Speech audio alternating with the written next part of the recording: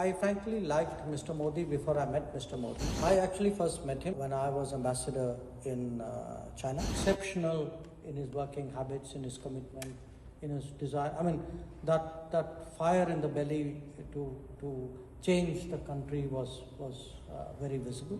It was for me, frankly, even at that time, a visit which stood out in my tenure.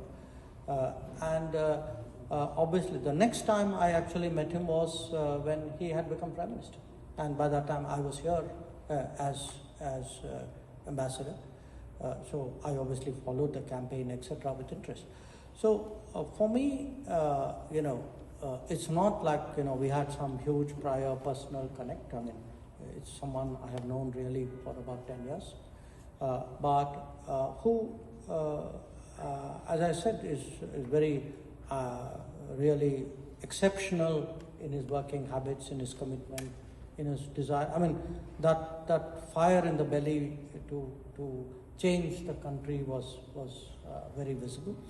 And of course, the next similar set of experiences we had, I'm usually a little cautious talking on that set of subjects, but I will say this. I actually first met him, and I mentioned it, by the way, in this book, when I was ambassador in China.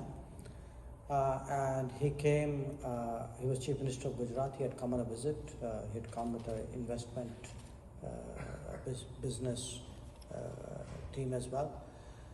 And quite honestly, we had a lot during that period. I was 4.5 years in China.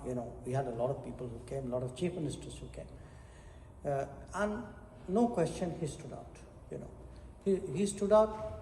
I mean, I frankly liked Mr. Modi before I met Mr. Modi, because I'm a kind of on certain matters, at least as people who worked with me would testify, possibly complain.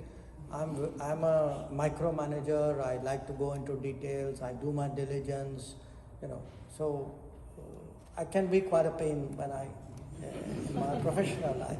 Okay, I'm a nice guy outside. But I found someone who, the level of preparation which was done actually set him apart. And often the frustrations of being in an embassy is you deal with people who come unprepared, they don't even respond to what you have said. Instead, here we were, he came in with even a visiting card where he had got his name transcribed in a manner in which they understood the program, and the program was, at that time it was very novel to me. Now I know it's an SOP, which is you start 7:30 in the morning with a breakfast, and then you carry on till you drop, because he doesn't. And it was frankly for me a revelation. It was something very novel, because as in a sense Sindhu has said, that's not what we associate politicians with.